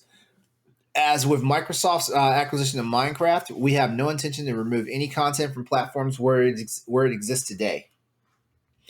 Uh, I was joking about this earlier, but I want to circle back to it. Activision can say what they want, but we'll get a better understanding of how well like Activision's relationship is with Microsoft. As we get closer to the closeout date, which the closeout date is supposed to happen sometime summer 2023. Now we will know by then whether or not this is a hostile takeover or if it was like a handshake agreement. Just like how like it will Sony and Microsoft's relationship be a handshake agreement or will it be hostile? Yeah. That's the best thing I can say about that. Final key point here: making Call of Duty Xbox exclusive would be hard to get past regulators. This is an actual quote. Competition law seeks to maintain market competition by regulating anti-competitive conduct by companies. In the case of mergers and acquisitions, regulators can prohibit deals which are considered to threaten market competition or suggest remedies such as an obligation to divest part of the new business. What's cool about this is like in the chat, Ray Bartmoss might have been reading our mind, or he may have had a copy of our show notes because he mentioned in the chat that the Call of Duty franchise originally had its company CEO and lead game designer sent packing when they disagreed with Activision. But also, it was mentioned that where was it? I got back up in the chat. Maybe I missed it. But basically, they low key pulled the rug by diversifying in this way. Just an opinion coming as an outsider. That's what Ray says, and I agree. They did pull the rug because, like, I mean, in all seriousness, like this kind of hamstrings, if all these Activision Blizzard titles just stop showing up on PlayStation, because I mean, I feel like they're practically non-existent on Nintendo. I feel that way, Well, I'm not a Nintendo expert, you know. So who knows? But like just imagine like we have this entire vacuum of titles that used to be since the beginning of time, like multi-platform. It'd be insane. Mm-hmm. Yeah, there there are a lot of good things and there are a lot of bad things that Mhm. are available um, for this deal. I think it's funny that two companies that Sony has really worked with, like PlayStation got Deathloop and Ghostwire Tokyo, and according to rumors, was trying to get Starfield to be exclusive, and they were really working well with Bethesda, and then Microsoft came and bought them. And then Yeah. Sony, for the last, I think, 6, 7 years at this point, have had a really close relationship with Call of Duty where you get extra perks and stuff like that, um, early access, and now Xbox goes and buy them. So I think it's I should. Here's my thing. If I don't think they will. And I think if X I, this is going to piss some people off. Okay? This is going to piss some Okay, people off. I want to hear it. I think it's pretty much bullshit that for years and years we had Microsoft saying, "Well, we want crossplay to happen, but PlayStation won't play along. Like PlayStation's not doing it. We're all up for it." And now that they have Call of Duty, they gone and bought Call of Duty. That's like, well, which they can't say anything right now with Activision. The deal's not done, so they can't really say anything right now. But if Yeah. Xbox came and say, "Hey, after the contract's over, let's say 3 or 4 Call of Duty games, we're taking it off." Well, clearly you didn't care about cross-platform for Call of Duty and Overwatch and all that stuff. You only cared about people playing on your console, which is fair. It's a business, but don't play it like, oh yeah, like Xbox is like they're all for the gamers and they care about Sony and they care about the relationship. I don't want to hear that shit. So, I know you don't care. so you're in the camp that is not all kumbaya and come to Jesus. No. Are you kidding me? Do you think McDonald's and do you think Ronald McDonald and the Burger King are out having a smoke, a cigar, and beer? No. They're competition, okay? I mean, I have a lot I could say. I think let me start with some of the good stuff. First of all, Xbox can stop this yearly Call of Duty thing. Just let Infinity Ward do it and give them, I would say, Infinity Ward and Sledgehammer, and let them work on Call of Duty. Let them do it every 3 years. They can do a new update version, but just like the multiplayer, keep updating it and stop making new ones that no one likes. Like no one really cares for Vanguard right now. Most people like Cold War or Modern Warfare. Vanguard's just kind of eh. I play Call of Duty every year, and Cold War was my most played game. I had 228 hours in it, and I'm not totally proud of that last year. But I put a lot of hours in Call of Duty every year. Like I know this, I know the community, I know the system, but and so it might sound like I'm desperate here. I would really hate if Call of Duty left PlayStation, and I would be honest with you, I don't like the idea of Microsoft trying to make a monopoly and playing it off as like, oh, we're doing it what's best for the gamers. for gamers, No. yeah, because Yeah. I, Don't do I, I that. thought that line was kind of fishy too. You know? Yeah. If this deal goes down, the only first person shooter, like big first person shooters on PlayStation is Destiny. Yeah. And that's it. Doom, Wolfenstein, Overwatch, Call of Duty would all technically be on Xbox if they started making all this stuff exclusive. Uh huh. Yeah. So, and Destiny, I mean, has PvP, but that's not what it's there for. Like, that's not like the big one. So, me personally, if that were to happen, I would have like a real confliction where I may never play Call of Duty again, and I may never want to play Xbox because I would just like straight up would be done. Like I would not like I don't want to be the bad guy. I don't want to sound like the bad guy, but I Definitely would be sounds like you have. really upset. I would Definitely be sounds like you're upset. having a fanboy moment. I would be like, you know what, this is bullshit because now, and here's the thing, everyone's praising Xbox, but what did they do? They had Bill Gates' daddy money and just bought a bunch of shit. Okay, like it wasn't because Xbox was making more money than PlayStation. Mm-hmm. It wasn't that they were making more money than Nintendo. Like they can buy whatever they want because they have a $4 trillion company or whatever. They have one of the biggest companies in the entire world. They could buy Nintendo and PlayStation if they wanted to, just because. But you know they never would. But I mean, maybe PlayStation could get bought at this point if they feel that dead in the water. But I really have a hard time with Call of Duty specifically being off. I also forgot Battlefield, but after 2042, who knows what's going to happen with Battlefield at this point? And that thing's a wreck. Like, studio wise, it's a wreck. Yeah, I think last week in the show I announced it looks like it's going free to play. Yeah, it's going free to play. It's going free to play, and like and Steam was giving refunds on the game. And the rumors are that there's a lot of turmoil within the studio, like where some people think we should fix stuff, and some people will say no, that's what the game is. Like it's very like, oh no, you're supposed to be able to take a boat and go up a skyscraper with the boat.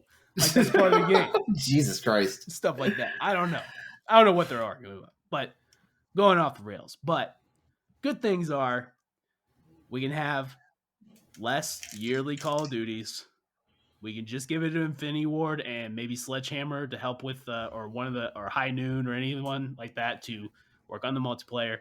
Mm-hmm. Then let Raven have their own studio and make games like they did because they made one of the best. They made one of the maybe the best X-Men game. Which weirdly enough, the X-Men Origins Wolverine, which was actually a good game. Good game, bad movie, terrible movie, good game. I was wrong. I was. You saw me roll my eyes, but I was rolling my eyes because I was trying to think about the game, and I couldn't really. And nothing jumped out because I barely played it, but that doesn't mean like I didn't like it or anything. I never gravitated towards it. It's an actually like good game. And then like let Treyarch maybe make like a first person shooter or something totally different because their stories are actually interesting. You know, and excuse me, but and then Toys for Bob can make. I mean, who knows? Banjo-Kazooie. They can make a Banjo-Kazooie game. They can let them continue to make the 3D platformers they were making before they got pulled off by Activision to make more Call of Duty. They could take Vicarious Visions back and let them make Tony Hawk. Like, there's a lot of stuff that they could do with those. You know what's interesting that you said Toys for Bob and like doing a Banjo-Kazooie game. Do you think part of this is like them acquiring new talent to try and help some of the studios that have floundered since Microsoft acquired them? Because I mentioned this last week, but look at some of the studios that have kind of like just died on the vine over at Microsoft. Rare, for example, Killer Instinct, like I'm hearing right now, Killer Instinct is probably being fished out to like somebody at Bandai Namco to do, which might be Katsuhiro Harada, who's the director of Tekken. Let me see what else. Remember Miss Walker Studio? Mm-hmm. Yeah, like from like the father of Final Fantasy, like his studio and like people from former people from the Final Fantasy teams at Square, Enix, post Final Fantasy 7, stuff like that, like look at like what happened to them. Peter Molyneux in his studio. I forget the name of his studio, but his studio, like this guy. When I think of what people think of Peter Molyneux in Fable, but I think of Peter Molyneux in the game called Black and White. I don't remember this. I remember the Black and White game. Black and White was basically like one of those. Black and White was technically like it's like a game like Civ. You were basically playing God. You're playing God, and you had people that worshipped you. But the cool thing about it was you had an avatar. You basically had a familiar. Like it was an animal. Mm-hmm. There was a bear, there was a tiger. I can't remember some of the other ones, but man, like. You like basically when you want to do your own Wrath of God, you basically just sent your familiar to go like fuck shit up. Actually, this sounds like a game that I would love. Yeah, I love Black and White. Oh my god, Black and White and Black and White too. Oh my god, and this is before Fable. This is before Fable. Yeah. There's a weird thing that can be said like why. Because I've heard the argument like, should PlayStation buy Square Enix? Should they buy Konami? Whatever. And that's true. They could. And I mean, I don't. Well, it's going to be expensive. You've seen how much money all this stuff is going for. You can't imagine Sony's going to get Konami or anything like cheap. They might be able to buy some IPs. They might be able to buy some exclusive games, but I don't know if they can buy studios at this point like that. And Yeah, Sony has always buying built IPs might be the way to go. Honestly, like right. you don't need the studio. Well, you don't need the actual studios or the companies if you have licenses to the rights. Yeah. And but so there's some good things going on with the Xbox. I I think there's some really bad things. I do not want a monopoly. I don't want a bunch of Call of Duty studios now working on Halo. That would be the other thing I'd be worried about. Like I don't want a bunch Yeah, of people work on a Halo game. Like yeah. it's not what I want personally as a fan of the games that these studios have been making. Hmm. And there's a lot, and really like I can't say a whole lot until I know like what's gonna happen. Otherwise I'm just getting myself worked up for no reason.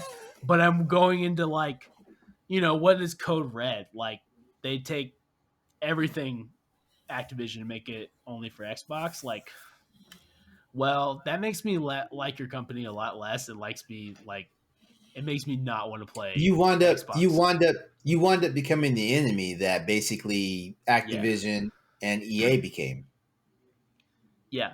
It's not like that I hate them, and it's not that like I judge anyone who's playing it, but like it really rubs me like I don't want to play your games now Hmm. because you took away stuff that I liked. Which Bethesda is my favorite studio. Like I love all of their games, and Xbox taking them, I was like, you know what, that's fine. But taking taking games that millions and millions of people play and putting it exclusive, that's like a just I don't know. And it's just because they can. Like they can Yeah. because they have the money. And it's not and it's gonna sound bad, but it's like I feel like it's not earned. Like you had you just came off one of your worst generations that you've had for Xbox, and you've made a good Halo Infinite game. I'm loving Forza Horizon, and your Gears of War games were good last year, but like or on last console, but we haven't seen all the games that these studios have done under your direction yet. Hmm. Um, you know, like we haven't seen what you. So now you have. I don't even know how many studios they have at this point. And like, do they need that many studios? We need to ask Corey and Stoy. Like they know for sure. They're the Xbox people. And what's the point? Or like, do you want to have like two Xbox games come out, like two brand new big Xbox games come out every month on Game Pass? At that point, some people can only play two games at a time on a month, Yeah. and if that, and then you have all these like third party stuff, like maybe that's what it is. Like they just want to have so many studios so they can have their games be the front for Game Pass, and they won't need to bring in like Outriders and Dungeons and Dragons Alliance and all these third party games. They can just keep it in house, which that I understand. But why not build your own studios? Why not? Why are you buying big time studios when you could just make your own? Because that's the thing I hear that Sony should do. Like, oh, Sony should build their own studios instead of going and buy some. Why doesn't Xbox build their own True. studios? That's Why true. don't they go hire a bunch of Like, people and get like some they can't money? like they have the money. They can't reel in the talent on their own. Yeah, they could have paid Jade Raymond more than PlayStation and build her game, but they didn't. Like they could probably get Hideo Kojima, and rumors out there that they might have already. You know, like there's a bunch of things they could do, and yet they're just like waving their dick around and saying, "Hey, we paid 70 billion for Candy Crush and Call of Duty." I would if they leave it if they leave it on all consoles, at least like Call of Duty, Overwatch, the big ones. I'm I'd be like whatever at that point. But that's the magic of the whole thing, though. That's the Mhm. magic of the whole thing, though. They don't have to pull these games out from these other No, platforms because guess you what? can leave it like They Minecraft. because they technically have okay. The I feel like it's a win-win here. You know, like you're not true. You're not funneling these people into your Xbox brand. But if you keep these multi-platform, you technically have a minority stake in every other competitor company. You have a minority stake in Nintendo. You have a minority stake in Steam. You have a minority stake in Epic. You have a minority stake in Sony, of course. You know, like you have it. Now, keep your stuff on other platforms. No one can deny that your hand isn't everywhere. You know, I just remember how people were flipping out because MLB The Show is on Xbox and stuff like that, and I was like, it's a fucking win for Sony. Yeah, like your ass isn't losing shit because like this game is on another platform, but it's still on PlayStation. You know, and by the way, their sales unaffected at all. Yeah. And they probably got a deal on Game Pass. They just got extra money. They sold what they always sell on PlayStation.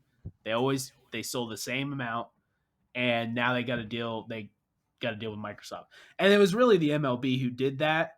And I think it was the MLB. It was MLB that forced it. Hopefully, PlayStation started to realize like they can put games in other places and be fine.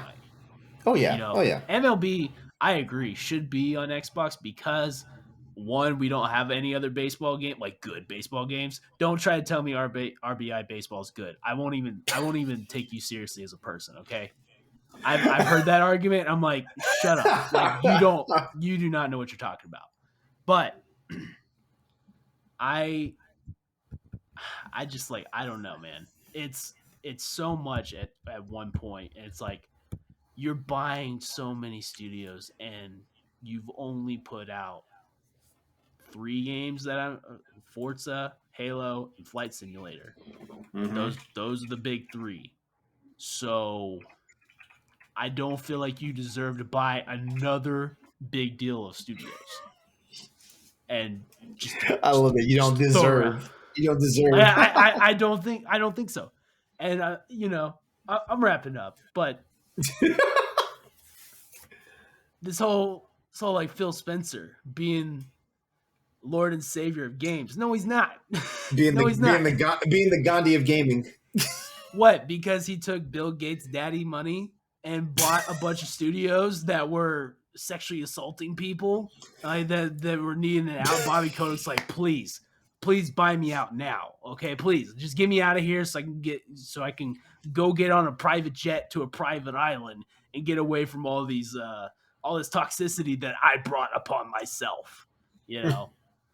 I don't see that as like a kind gesture, okay? I'm sorry that I don't find him as our Lord Savior Jesus Christ of gaming, okay? I am so upset that you were sick last week because Corey and Story needed this. I mean, and honestly, I'm mostly joking. This is what I do, okay? But there is a little seriousness, like where it's like, I don't think it's all that great. Like, I don't think it's that good of a thing that Microsoft bought. I would have rather, 2K buy it. 2K's been doing good. Like, I would rather, and here's the other thing, and this is the scariest thing that I've heard, is like Tencent buying Sony. And that would totally, that would wreck me. That would wreck me. That's horror story numero uno. Like, I would hate that. Yeah. God, why did you even say that, man? When someone said that, I was like, that would be my worst nightmare. And I would probably just play Nintendo games for the rest of my life. That's it. I would go strictly to Switch. I would be on Nintendo Power Block. I would not be on Crossroads anymore. I would be playing Luigi's Mansion 3. I'm gonna need you to shut your damn mouth. No, you don't talk that talk. You don't talk that talk. All right. So I just put the question out there to the audience. But I'll ask you real quick: does Sony have anything to worry about with the Microsoft acquisition of Activision Blizzard? Yes and no. I feel like they shouldn't have to worry about it. They've got a lot going on. They're gonna be fine. But I would like to throw out what Randy Pitchford was saying on Twitter, and I know Randy Pitchford leaves a bad taste in everyone's mouth. But what was he saying? He was saying that Xbox and Sony aren't really competitors, and that Sony has always been the hardware. Xbox has always been software. And he said that Xbox would put Game Pass right now on Sony if they would play ball. And if it comes down to that's that, true. Yeah, okay, I can agree. I can agree with that. I can agree with that.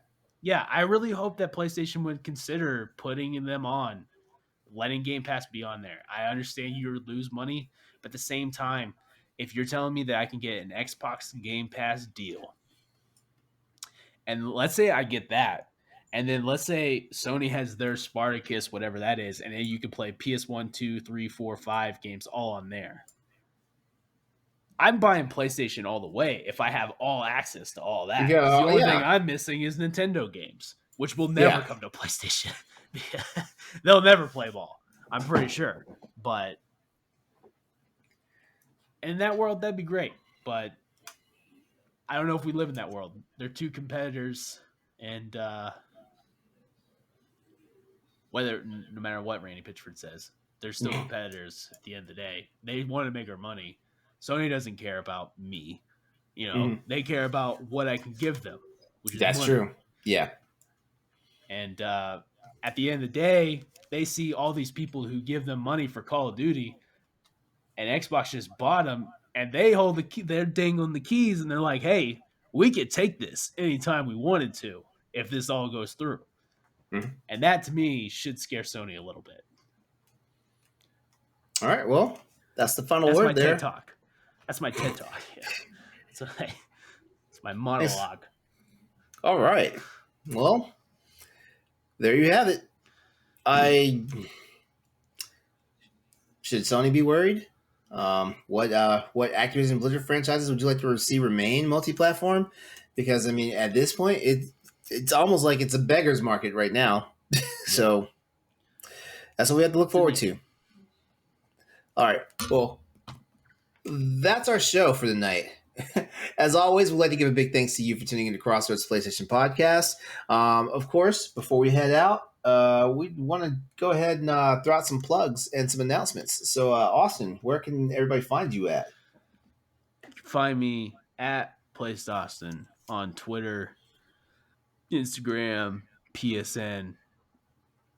You can add me on Xbox on Red Fanta Panda. I tried changing my name, and some reason it didn't go through, so it's still the Red Fanta Panda. You can add me on there. All right. Switch. Red Fanta Panda? Yeah, Red Fanta, like the drink? Yeah, like the drink. When I made that Xbox account, I had a really big craving for like Red Fanta at the time, and just that's how it came out. I don't know why I came up with that name, but I don't have red hair, clearly. And